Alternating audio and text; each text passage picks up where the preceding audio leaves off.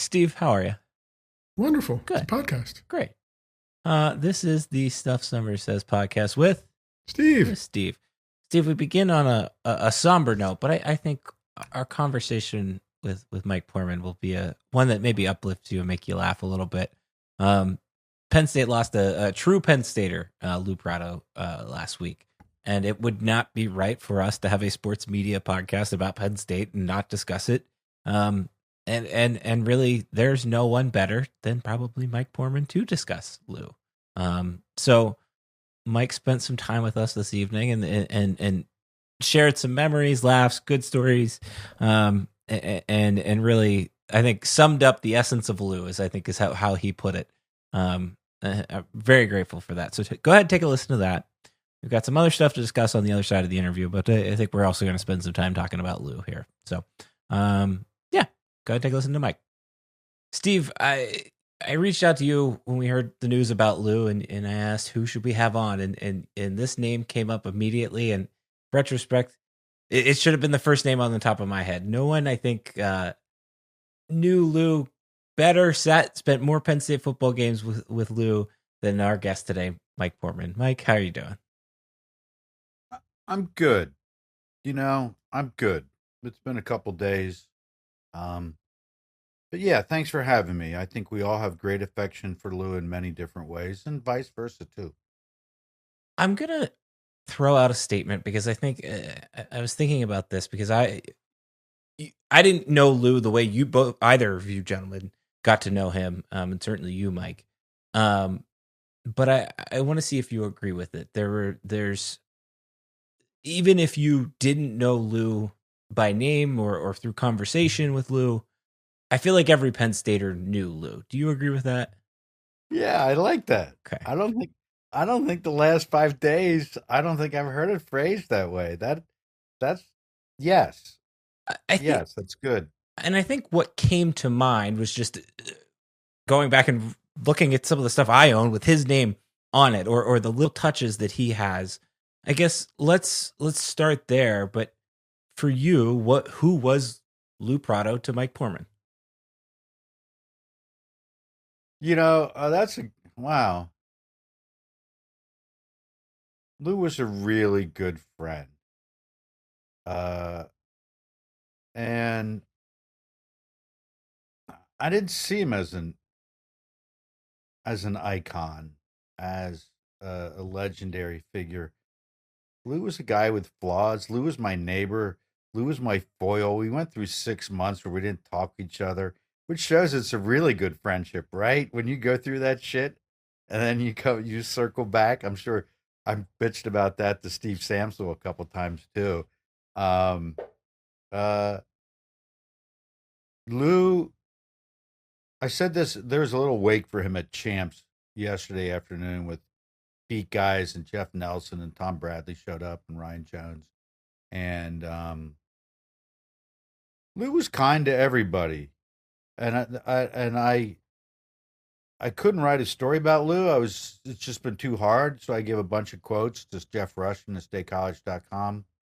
Um, and there's a line in there, something like I said, you know, Lou cared about and read generations of writers. So, Lou's kind of that that kindly, but to me, sometimes cranky old uncle that's at your tailgate, right? Like, and I don't go to tailgates, but Steve Samples has epic tailgates. So there's always that uncle that seems to know everything about Penn State. Lou was that guy.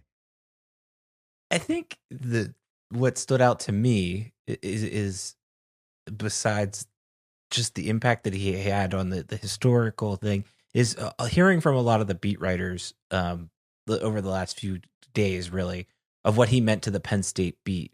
For those maybe uninitiated, unaware, kind of what was Lou's place on the beat, so to speak?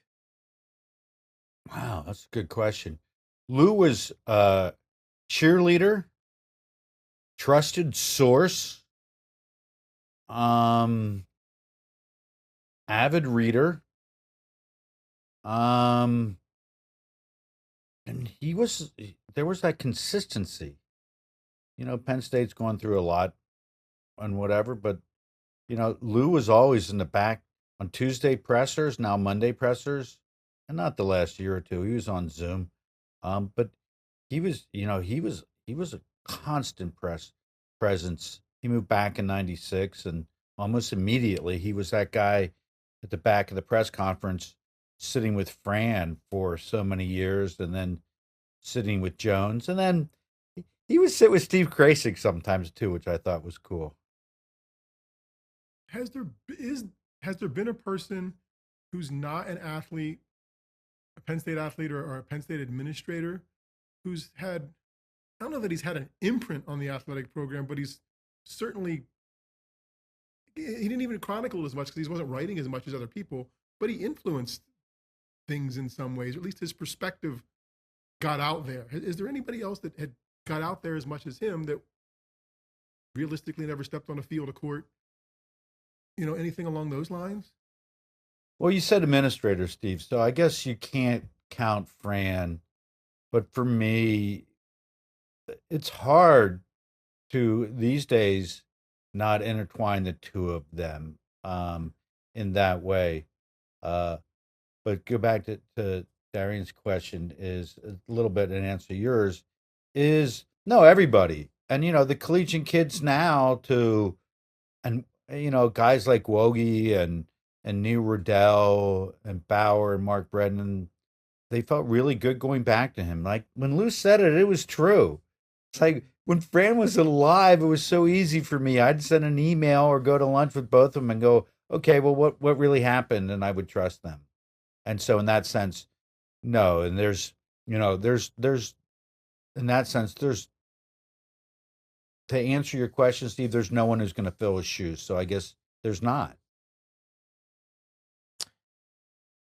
One of Lou had two relatively big projects, at least in my eyes. I think the first is the All Sports Museum, but then the second was maybe a little subtle and something Steve and I have even chuckled about. And I read a really good piece from Michael Weinreb this week about basically the history of We Are and how Lou kind of had that side story of everything that happened after the fact, that after the Wally Triplet meeting, and there will be no meetings. This is Penn State. We are Penn State. There will be no meetings. Could you, either of you guys, for the younger audience, kind of chronicleize that and sum that up? And then also, I highly recommend the Michael Weinreb piece because it talks about how Lou didn't put himself into that conversation, and I'm interested to hear your opinion on that because I thought that was a really well written way of saying that. I'll defer to Steve. I was going to defer to you. You're the guest. Go ahead. Yeah, you're the guest. I mean, I'm sure you had more conversations with Lou about it because I would get on to Lou to go ahead and live with the mythology, right? And he was like, no, right? Like I was like, Lou, it's a great story, live with the mythology. And he was like, no, that's not what happened, right? And I always, it was frustrating from PR perspective, but I respected that's what he did. It really pissed him off. And here's the thing, I see all these, all these glowing things, and they're true and whatever. And Lou was kind, but Lou had an edge to him. He was a crotchety old guy too, less so in the last few years. But that was a hot button, always a hot button, always pissed him off that the We Are legend is just a legend. And the first time he wrote that is I was at Town and Gown, so I felt pretty good about having that. But that was all Lou, it wasn't me. Really pissed him off. He was vigilant in trying to correct that. And he fought the good fight, but he couldn't overcome it. And it's interesting. A couple things is, he has a book that's half finished on the 46 and 47 Penn State teams breaking the color line, and so that's part of that. He said, "I'm going to finish it." Like, no, sorry, Lou, but I'm not going to finish it. But nothing was a bigger hot button for him than that. But there was a great line from Lou that he always said to me. He goes, and it's a line from Liberty Valance. Samsel, do you know who that is? A little bit. Still a little before me, so I'm gonna, let you go. Yeah, Liberty Valance is this, old Western. Lou was a big Western guy. And there's a line in there. I should go look it up. When it's like, it's something like, when it comes down to the truth or the legend, print the legend. It's better. And so that fit the mold of Lou. And Lou's a historian, so you never print the legend. And so that was a huge, probably as much as a scandal for Lou, as a chronicler of history. That was his hot button. That's a long answer, but yeah, I think, and that's going to fade away with Lou's death. There's not going to be anyone else who's going to be as vigilant as Lou for being the true historian of what really happened. Go ahead. You're on mute there, Steve. Sorry, I was listening so closely. I think that might have been more than the scandal in some ways, right? Because he was adamant about it, had protected it, had, researched it and knew. And that goes back to your point about reading everything. Like, he read everybody's stuff. Like, I don't even know what I was doing what I needed from him, from the All Sports Museum, something early in my career at Penn State. And I showed up at his office in Rec Hall, or at the Jordan Center, I'm sorry, to get some piece of memorabilia or ask about something. And I had my oldest daughter with me, who might have been 8 at the time, because we were between school or something. I don't know. Lou welcomes us in, and I say hello. And I introduce myself. He said, "Oh, I know who you are. I've read your stuff. I'm not sure we're gonna get along." And I was like, now that's a great Lou Prato story. Right, like, that's Lou, like that, but that's who he was, right? And as we got to know each other, like, he had seen cynical, kind of anti-Penn State at the CDT, whatever, asking questions thing, and I wasn't cheerleading, right? And as we got to later, like, he would then send me stuff and say, "You should write he didn't want to, hey, you should know this, hey, you should do whatever." But that was him, right? Like, he was going to stand by his principles for that kind of stuff. That's a great line. Yeah, he meant it. I mean, that's great, because you know what? That's the essence of Lou that, quite honestly, I haven't heard a lot of the last 5 days, but that's not the legend of Lou. That's who Lou really was. That's a good way to put it. I think the other thing that is massively and tangentially exists and will be a piece of his legacy that should carry on forever is the All Sports Museum. I mean, I've gone 1,000 times, and I'm sure every Penn Stater has been. And if you haven't, well, once it reopens, go. Why was that so important to Lou? That's, you guys coming with questions. No one has mentioned this, but it's true. The weekend it opened was the Penn State Miami game. Was it 2000, 2001? Lou was in the hospital. He worked himself to exhaustion. He was not there when it opened, which is so funny to me, but it's so Lou-like. I mean, he worked himself to death to open it. And it really was, I said this week, it was his 4th child. And he literally put his heart and soul, blood, sweat, and tears, and never got enough credit for it was Tim Curley too. Tim Curley was a great partner with Lou. They partnered on a lot of that. And so for Lou, it was a blank page. And for a guy that wrote a 654-page Penn State football encyclopedia, he knew how to fill blank pages. So it was the ultimate blank page for him.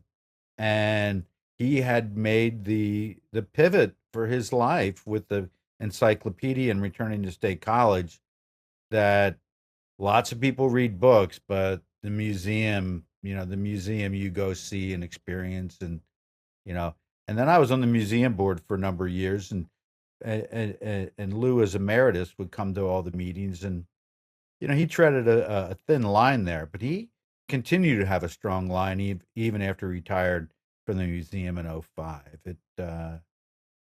I think, beyond the encyclopedia, I think it's his biggest legacy.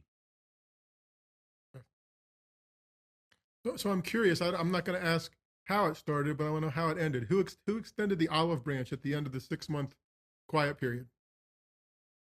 Well, I did because I'm the younger guy. You know what it was? Is that it was about politics. It was during the pandemic, beginning of the pandemic and the politics, and everyone was polarized. And it's a problem. I mean, with having old friends, there's two problems with the two problems. There's a million great reasons to have older friends. Like I sat today with Ben Bronstein at Lou's viewing. But they die. And politically they're not where I am, most of them. And so you have to learn not to talk politics with them. And we finally, once we reunited, agreed not to talk politics. And it was, but I have to tell you, I think it made us appreciate each other so much more, So I'm not happy that we had a period where we weren't pals, but I do think it's authentic, and the tributes to Lou are fabulous. But I'm so lucky I feel that I really, and that's true of anybody, right? Like when they pass away, that you really knew who the essence of they were. So,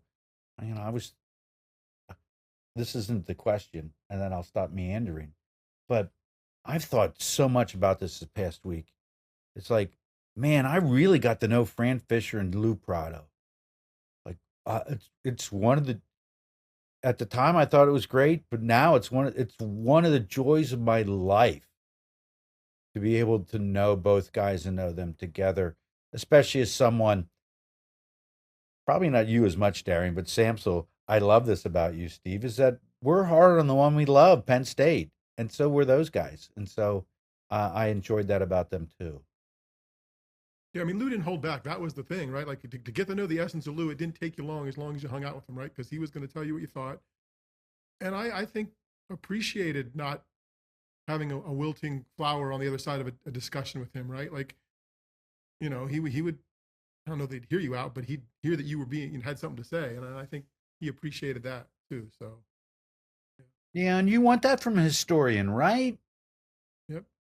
Yeah. I think that's the important in such an interesting thing to me as somebody that tries to pay attention to Penn State history, not even consider myself a historian by any means, is like that was what bummed me out about this loss in a lot of ways, is like the encyclopedia, all of the books, all of the little things that you would go find on the internet that Lou wrote. I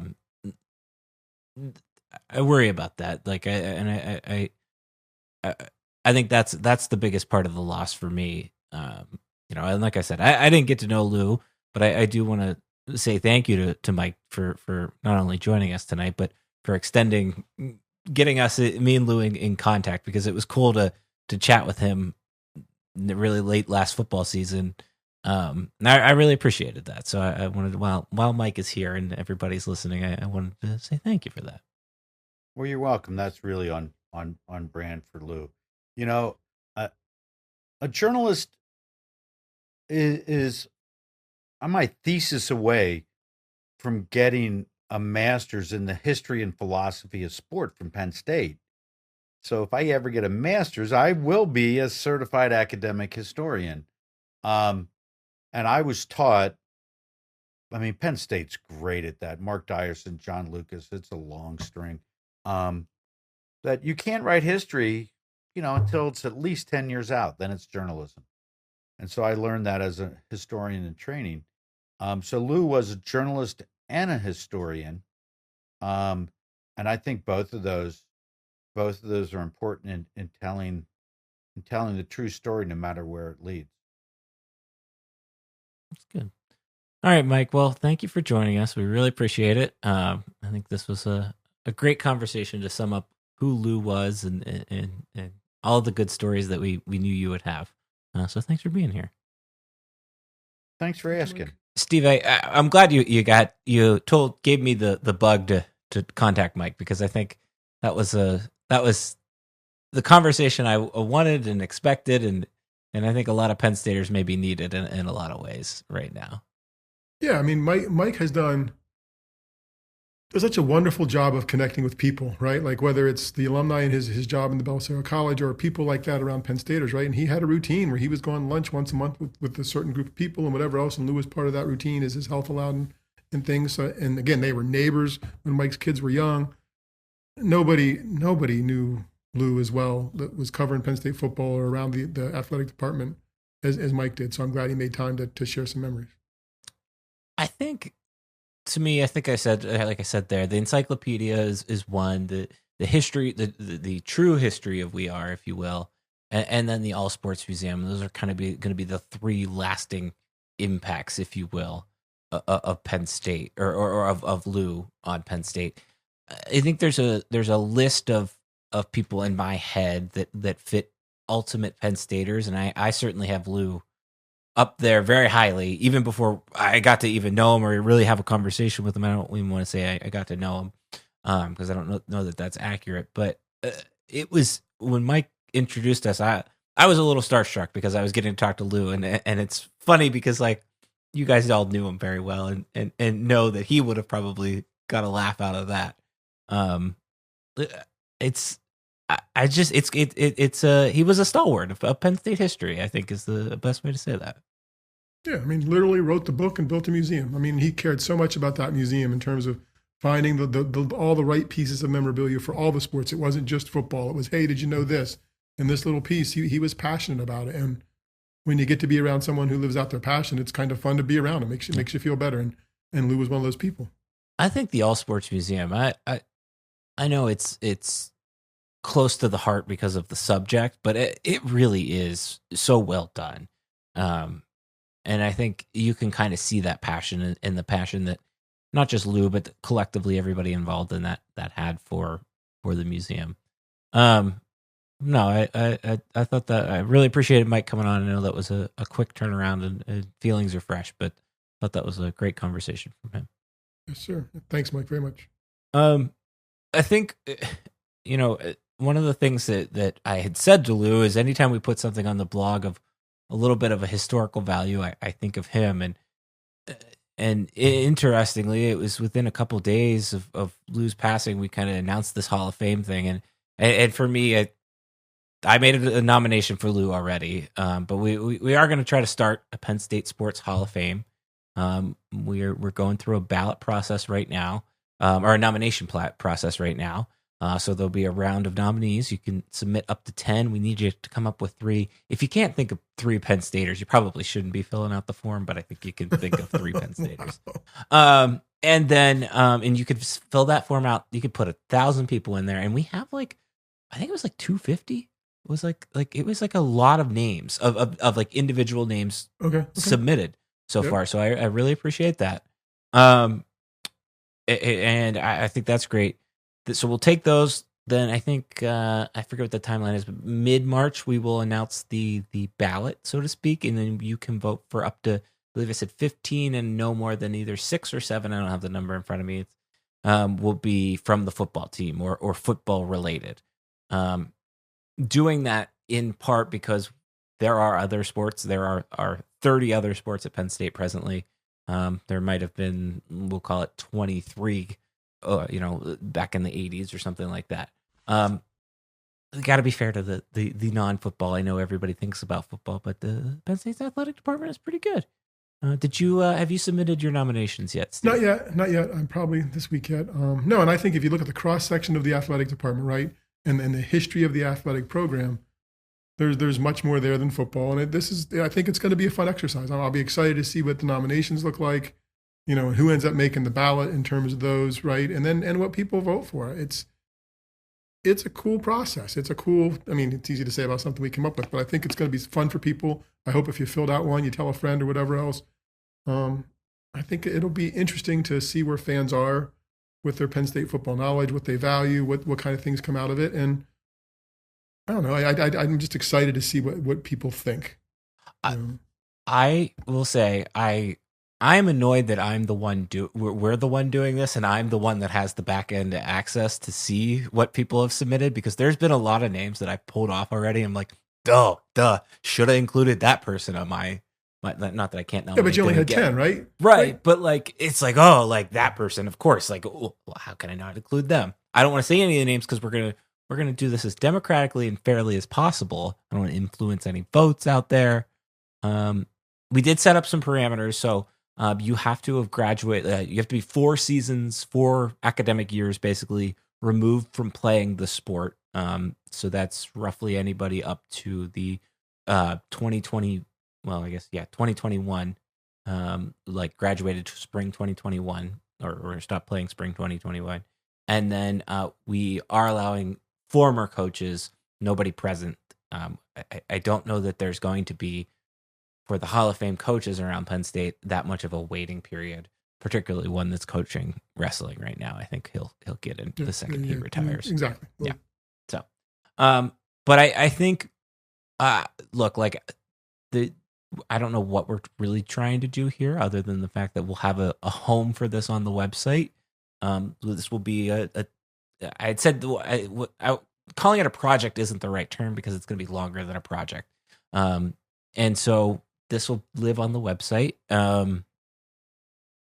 I think, and I definitely want to make sure that we start doing this every year, because I think there's so many names that we've gotten already that I'm like, yeah, they make a really good case, but I don't know that they make a good case over that person. It's going to be very interesting to your point of mental exercises. Yeah, and I'm excited about it for that, right? Like, I think if hopefully we make it an annual thing and people respond to it, because when you get to 15, if that's our inaugural class, that should be an elite class across a variety of sports.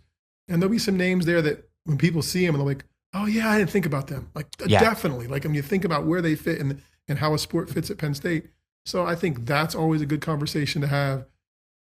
And it's just, I'm surprised nobody really else has done it before. So, yay us, but I think it'll be fun. Yeah. Okay. All right. No, I'm glad you. This one was mainly your idea. I will say we were on the same wavelength, because I had actually was going to propose to you when you came up with this idea. I was going to propose a quarter century team, but I like this one much better. So good job, Steve. Per usual. There you go. Good idea from Steve. Okay, let's. You want to go to hockey first? Sure. Okay. Let's set the scene going into this weekend. I think that's a better way to do it. First off, I think the win on Friday night for Penn State was one of the better, more fun hockey games I've watched Penn State play in quite some time, and made me jealous not to have a ticket at Pagula Ice Arena. Like, it was like, I wish I would have been there for that one. They lose to Minnesota on Saturday, and that puts them, let me double check it, but it basically puts them 15th in the pairwise. But it puts them, based on some other things that have happened around the country, puts them in the tournament as we speak. Now, things can change. Things are going to change. If you're a Penn State fan, sorry, they're 14th in the pairwise. If you are a Penn State fan, you're pretty much hoping and wishing for Quinnipiac to hold out and hold serve in the ECAC, and then nobody outside, like from the outside of the NCHC, which is presently led by Western Michigan, who is 5 in the pairwise, to kind of steal a bid. Denver's the only other top 16 pairwise team there. That sets the scene for what could be, I think, and maybe we could, like, I feel like you could keep writing this over the last X number of weekends, and I think the story you sent me today that I need to post kind of alludes to this. Like, this might be the biggest weekend for Penn State hockey maybe ever, aside from the time that they had a shot to go to the Frozen Four, right? Yeah. I think I'll make it big. I think it's the biggest weekend for Big Ten hockey in a while. Okay. Right? Why? Because, well, the Big Ten has never had more than 4 teams in the NCAA tournament. Okay.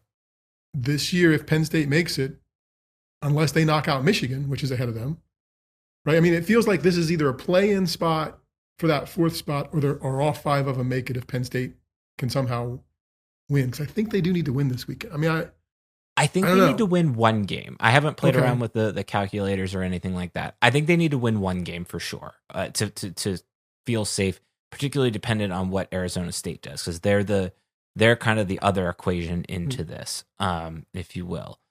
I think that's where I'm at. But I think you would feel better. Well, first off, you would feel better with just winning the automatic qualifier, but you've got to win 4 games to get there.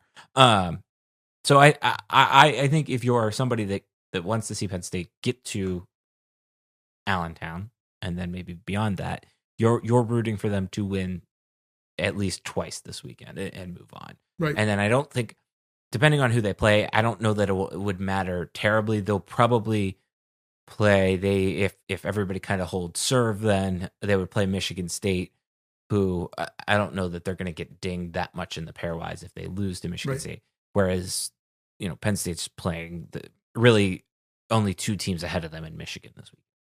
So I agree with your point, though. That I hadn't thought about that until it sent me that article today. Yeah, I didn't start until I started doing the numbers. I'm like, wait a second. And realistically, this is bringing truth to the whole Penn State joining and making the Big Ten hockey mean something, right? Because if you go back, there were years where the Big Ten had 2 teams. Well, they had 1 in 2015 and 2 in 2016, right? So since Penn State's been good and been there, like their presence has lifted up. You could make the argument that their presence has lifted up the rest of the conference and made it so much better. I mean, if the 7-member Big Ten hockey conference gets 5 teams in the NCAA tournament, that's pretty stinking impressive. That's very impressive.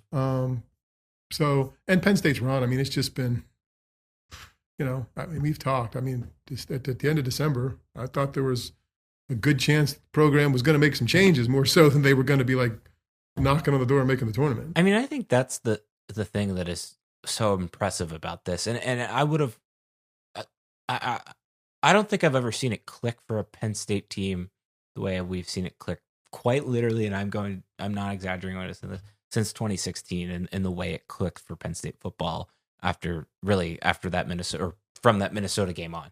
I think that's what's been so fascinating about this run. Is hockey more than me or deeper into it? Is Godowski Coach of the Year? Or not? No, I think you got to get. What Michigan State has done with Adam Augustine is by far more impressive. They're supposed to be good though, right? Sorry, Adam Nightingale. I can never keep him and Trey Augustine correct. Right. Yes, but they weren't very good for the last 8 years, and they've really turned this program around. And I think. Okay, but it's this coach of this year, right? Team starts 0-8 in the conference. I guess you make a good pick point. To finish next to last. Can I just say Jeff Campersall? Can I just take the opt out and just say let's pick the women's hockey coach instead? And I don't know that I care strong. And it's and I guess I'm asking because Guy is so much. It's not us, it's the players, right? Like we're going to prepare them during the week, and they've got to decide how to play. So when I think about that, I'm like, well, okay, so where's your influence? And I mean, I believe it's strong, but it's interesting, right? Like, okay, if you're saying it's up to the kids, that the kids just start clicking, or did you help them click? So, but I think you can make a case. I mean, you got to be able to make a case for it if they go from 0-8 to. Yeah, you make a good point. And I think as we've explored, most of their issues in that 0-8 stretch were injury related. Like it was fair. Like, and I think we said this was Tripp last weekend. Like they're in the tournament. They're well comfortably in the tournament if they go 4-4 during that stretch. No, if they go 2-6, right, they're probably in the tournament, realistically.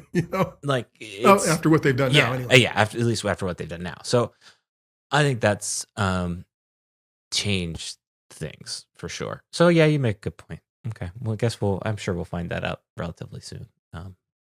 Big Ten usually does that stuff, I feel like, before their tournament, but I can't remember when exactly.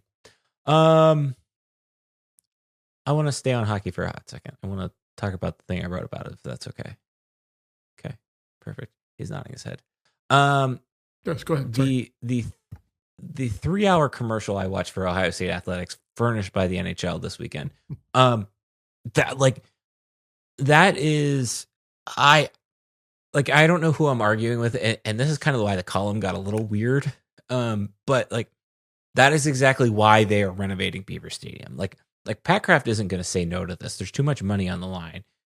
everybody and their brother is interested in this. Everybody knows what the possibility could be. That yes, the NHL could and probably would break the attendance record even at Beaver Stadium, even if when they shrink down capacity. It was 105 something for that game at the Big House, which I still think is maybe I think Michigan and Michigan State's the one war on ice actually was like more attended. I think I have to look that up and double check that. But I think what helped me get to this realization. Former Stuff Summer Says with Steve guest Emily Kaplan's article on really the possibilities. I think for a lot of different reasons, it works better as a stadium series. It does. I don't think that the Winter Classic is in play anymore. I don't think you're ever going to see the Winter Classic at a college football stadium ever again because of the college football playoff. And I just think I think it's too big of an opportunity for the NHL to not go for it. That's really it was a Ohio State sporting event that the Columbus Blue Jackets and the Detroit Red Wings happened to play in. Yeah, and I think Philadelphia and Pittsburgh, right? Flyers and Penguins in Beaver Stadium, people have been talking about for a quarter century.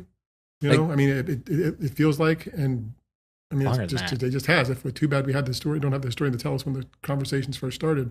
Joe Batista could probably tell us when they first started, when the ideas first started coming up. And yes, these are the kind of things you're retrofitting the stadium for. These are the kind of things you're preferring to have an event for and do. And I think the Red Wings game, I don't know about the college game, the Red Wings game had 105 something, right? So you'd be in that ballpark easy, probably exceed that one and the Ohio State one, depending on what they do with seeding. So yeah, this is in 2028, right? Is when the first it could happen. It's not because fall of 27 is when the stadium is going to be complete.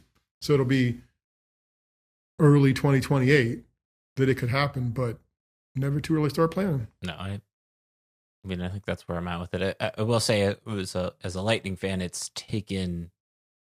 Well, so they played in the Nashville game 3 years ago now, and 2 years ago, 3 years ago, I can't remember. But they've been talking about the Raymond James game, for quite a while, and it took kind of as long as the timeline we're proposing out there. I just think there's too many.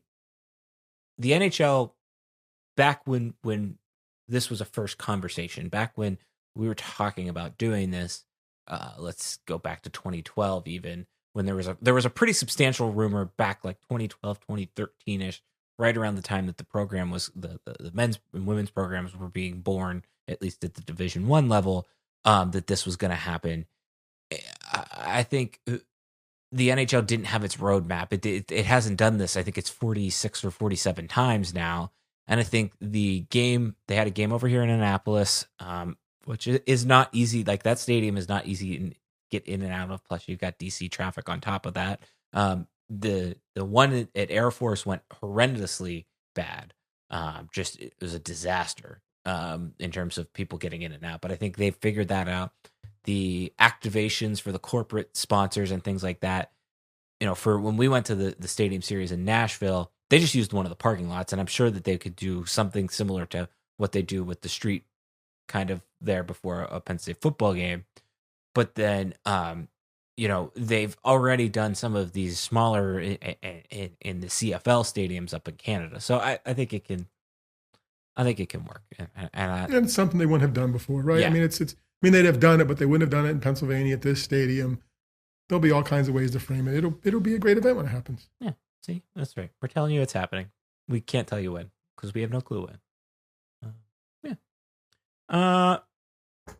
We've talked about hockey. I guess we should talk about the other main winter sport. Yeah, it's a winter sport. It's not a spring sport. It's not a fall sport only. And that's wrestling. Big Ten championships are this weekend. Steve, I'm gonna defer to you as our wrestling expert. How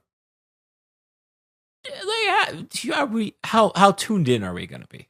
How tuned in should I be? I think you should know that the Penn State Invitational is happening in Evanston, Illinois this weekend.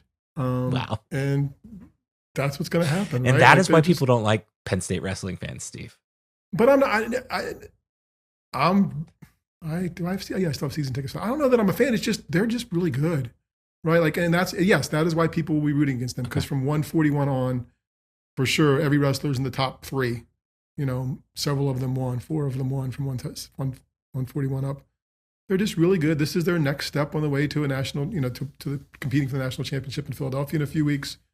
I think you're tuned in to make sure there's no injuries and nothing stupid happening, right? Like, and I think as a Penn State fan, at some point, if you're not already there, you need to be comfortable with being the bad guy. Like, you just are. I mean, everybody, you're just so good that other people are probably getting tired of it if they aren't. Even though we appreciate the excellence and whatever else, there are people who are like, gosh, Penn State again, right? And Kale gets all the calls and whatever. That's just what other people think. And you at Penn State think, well, we're not getting all the calls and our guys are getting cheated and nobody likes us. That's what makes sports great, right? And that's what this weekend's gonna be. And when they're done, if Penn State is not the team champion, it would be a surprise. That's all. What is the Steve Samsel 3-step guide, 5-step guide to embracing becoming the bad guy? Oh, that's fair. Because I don't disagree. I don't think Penn State. I think it's less embracing the bad guy and more embracing who you are. Like, you're just really good at this, right? And pretty much you keep your head down and do your for the most part. Kale's demeanor is different than that from some other coaches. He's not feisty. He's not loud. He's not performative. And I think if that's who you think your Penn State wrestlers are, then I think embrace that, right? Or is that what they're doing? And worry less about the noise around you. I think it's a one-step guide. Just be who you are, right? And understand that not everybody. I don't think other fans dislike Penn State for the way they go about anything or whatever. I think they're just frustrated that they're really good, right? And they think, I don't know what they think about how the success has happened. I think Kale gets good kids, and they coach well, and they compete hard. I don't think there's many. From my perspective, I don't know if there's a lot of prima donnas on the Penn State team or performative, look at me kind of stuff. I mean, Carter has his moments, I guess, right? When people were like, oh, he's a little, full of himself, but he's won 4 national championships. Like, go ahead, just, I guess, have someone beat him. So no, I don't think there's being the bad guy is a bad thing. I don't think they're the bad guy, but I think people just need to understand, yes, you're proud of your team and they are great. Some other people are probably frustrated at your success. That doesn't mean that you have to dislike them. Just go out and do your best. Okay. Sure. I don't think I disagree with any of that. I think I understand all of that. It is so weird. And we can maybe save this conversation for next week, I think. Nationals next week. 2 weeks from now. 2 weeks. 2 weeks from now. But it feels similar, but also more aggressively annoying how just accustomed and used to all of this we have gotten. And as I was looking through the schedule for the sports schedule for the week, I was like, oh yeah, that's this weekend. Okay, well, they'll win. Like, I don't know. It's kind of, it's so hard. It's like become the challenge is something I've never experienced before. I don't think anybody's really ever experienced before, like at least at Penn State. It's like, you have to embrace just how good they are. Like you have to put effort into realizing how good they are. Yeah. And I think the other part is for fans not being frustrated that enough people are noticing, right? Like when they talk about sports dynasties and people talk about this is maybe the most impressive run in college sports ever. Like, Iowa had a bunch of national championships, but they probably weren't as dominant as Penn State has been during this span. But like, wrestling does not draw the fans that basketball does or some other sports. Yeah. So you can't be ticked that people aren't acknowledging who you are or think it's happening in a vacuum. You're really good. The program is really good. Just keep being really good. Don't worry about somebody else's stuff. Just, mind your own business, kind of like the Bill O'Brien. Ignore the noise and just keep doing what you're doing. And I think they're good at that. And I think Kale keeps it fun and fresh and does it his way. There's a lot of stuff we don't get, in terms of general fans, you just don't get access to or might not know quite as well. But it's fun. I mean, in terms of knowing it's going to happen, I'm already looking at next year. Like I hope they do something. God. See, there it is. Well, I hope they're doing something fun with the schedule, right? We're done with dual meets now, right? They won their 70 in a row. 76 is the record. I hope they do something fun or challenging or different in the first few matches of next season to make that pursuit of that record entertaining.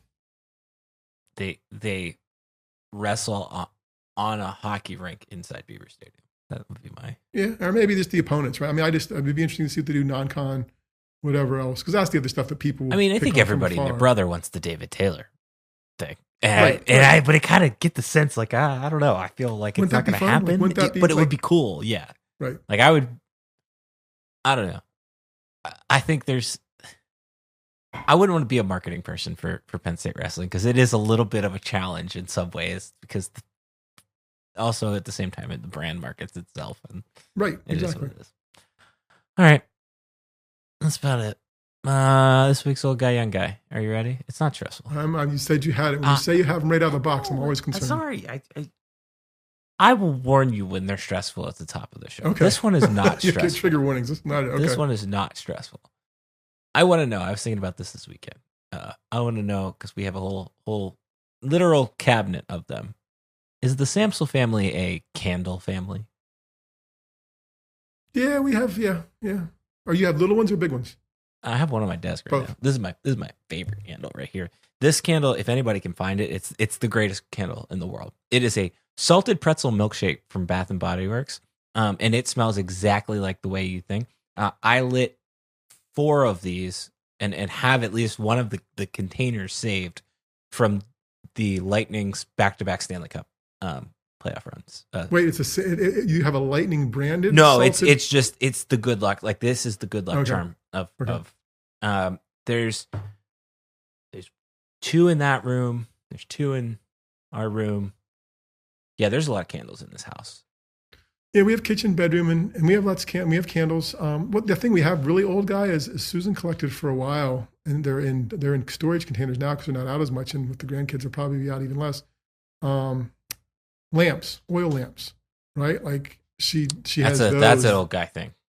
Yeah, that's what I'm saying. Yeah, right? But that was cool. Like when we were first married or whatever, you'd lose power. Like we have the lamp, we can light that, right?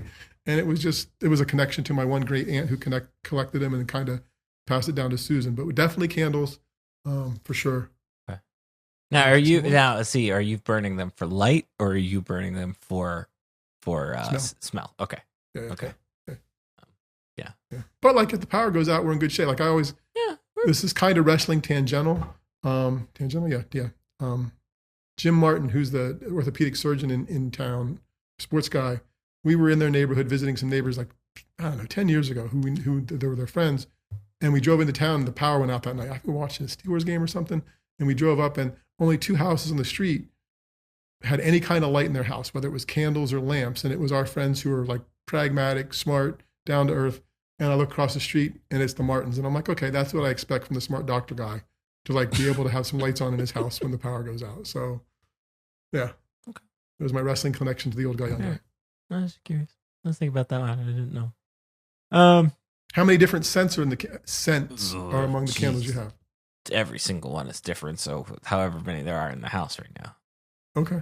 And there's a whole cabinet full of them. Like, and it's, I would say a cabinet shelf, but it is a cabinet that is quite large. So yeah. There's backup. There's backups to the backups here too. Yes. Yeah, and our freezer is also full of dead candle bodies because you have to put them in the freezer.